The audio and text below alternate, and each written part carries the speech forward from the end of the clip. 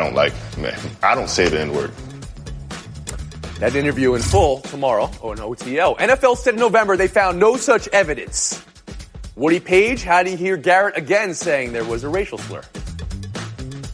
Well, the way I hear him in that interview, he sounded very genuine. He wasn't outraged. He was just, I think, talking in a normal voice about it. It's an interesting interview. But in regard to any action being taken, if there is no video proof or audio proof whatsoever, Ike, he's just got to get over it and move on and try and repair his relationship.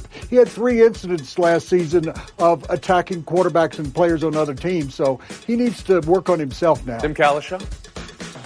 Yeah, it's hard for me to tell Myles Garrett what he should do or what he shouldn't bring up, but the thing is, when this came up before, it was in a meeting that he had with the league office, and after the news leaked out, he said he didn't know that information was going to get out, as if he didn't want it out. And now he's bringing it up again as if he wants to further this story, when I think everybody's really just ready to have him back and move on and put it in the past. Like happened.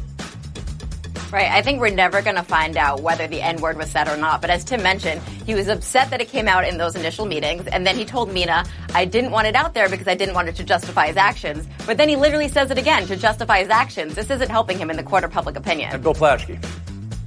Yeah, I know this is such a damaging thing. It's such a serious charge. I'd like to see some proof. For him to make this for him to keep saying this over and over and over again, this is really serious, and it's a horrible thing if that actually happened. There's got to be proof somewhere. Well, when we went back and looked at it 2 months ago when the story first came up, we listened for audio before plays when Mason Rudolph was at the line, and we heard it in previous plays, but not the play in question. At that point, there was no hut, hike, no nothing from Mason Rudolph. There was no audio on the game telecast. We'll move on. Buy or sell 3, NFL Combine. Adam Schefter reporting 2 teams will not send assistant coaches to the Combine. Any guesses which 2 teams? Yeah, Rams and Broncos. Yes, exactly right, Bill Plaschke. Cleveland was a good guess, Kalisha. Rams and Broncos. It's Bill's Rams. It's Woody's Broncos. Broncos deciding assistants can stay back and look at film, and Rams won't send their OCs or DCs either. Tim, how do you hear that? What sort of film do those Broncos coaches want to watch? I hope it's not from last year. I mean, they got 3 months to do this. I don't understand. The Rams coordinator's got to put, next year's playbook together. They treat it like it's the Manhattan Project. Just go coach some football and go to the Combine. The Manhattan Project. Okay, thank you, Tim Kalisha. Way to skew young with the show. Emily Kaplan, how about you? I think these teams realize what all of us who cover the NFL realize, and that's that coaches largely treat the Combine as honestly like a spring break, and that these meetings with prospects are a circus. So why do you waste your resources to do that? I think the NFL should be worried. This could be the slow beginning to the end of the famousness of the Combine. I think because people watch it. The reason we love the Combine is because we think they're watching it. We think NFL teams and scouts are basing their opinions on it. If they're not showing up, why watch it? Maybe they're watching it on film, though, and on TV, just like those fans. Woody Page, how about you? I'm going to start a GoFundMe for the Broncos. Really? Cost-cutting starts with not sending your assistant coaches to Indianapolis. There's a great steak restaurant there. This is like a convention for assistant coaches. They actually get to go somewhere and get to meet the compatriots on other teams. This makes no sense whatsoever. Woody, you got enough points, but you need to stick the landing. What's the name of the steakhouse? We need to know the name of the steakhouse. You don't know the name of the steakhouse? I'm not going to. St. Elmo's. Woody, I don't think you know. All right, Plaschke, Kaplan. Plaschke and Kaplan enough to go away with. Page, Kalisha. That's how we'll end this week. 2 enter, but only 1 will leave. We'll go down next. I don't cite brand names on this program.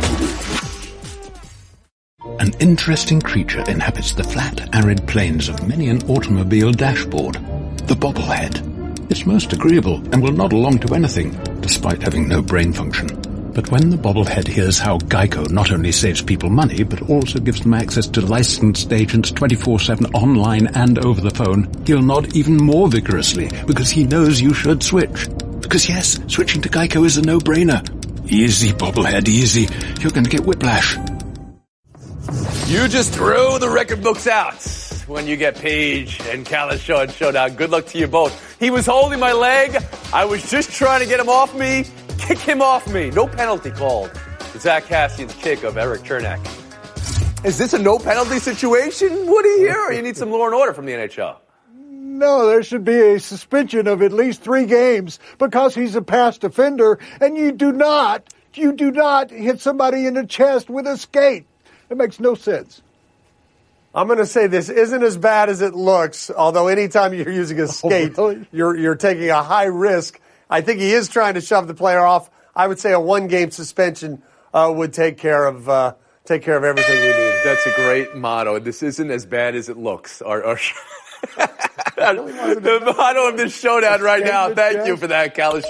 Point Woody Page. We'll move on. Showdown 2. When the $10,000 shot contest does not get you $10,000. This is from the University of Northern Iowa Wednesday night. Dalton Hinch put in an incredible performance, completing the 10,000 shot in 27 seconds. Unfortunately, the insurance rules are it must be completed in 24 seconds with no rebound help. So in the end, he gets $2,000, a free trip to Arch Madness, and some gear. Congratulations, Kalisha. Why do they even have a 24-second rule? I mean, if you could make all those shots, give him the money. He was close enough. I mean, the Arch Madness trip, that's a little lame. Tim, it's always insurance companies are trying to just rain on our parade. Why not only give him the money, but pay off his student loan? You know that? A trip to St. Louis is not going to do him any good. What was second prize? 2 trips to St. Louis for barbecue bologna? Mistake. Oh, Woody, that is how you finish. And you knock out could-be Hall of Famer Tim Kalish in Showdown. Woody Page, the all-time wins leader. 30 seconds of face time. This is the second anniversary of the mass shooting, the worst in school history at Marjorie Stoneham Douglas High School in Florida. And there has been some good to come out of it. The students at that school took action. They went to Washington and protested, but they went to the state legislature, and as a result of their actions, the state legislature in Florida has raised the age before you can buy a gun to 21. But in addition to that, they've improved the security at all the schools in Florida. So as a result of what was such a terrible, terrible tragedy, some good has come out of it, and I think people around the country should look at what those kids in Parkland, Florida really did. To that, Woody Page. And I know we have, just to your side, Natasha is alma mater is Stoneman Douglas. We thank you. Time takes recovery work. There's crispy. And then there's crispy. Try our new and improved Tyson Crispy Chicken Strips. Crispy just got crispy.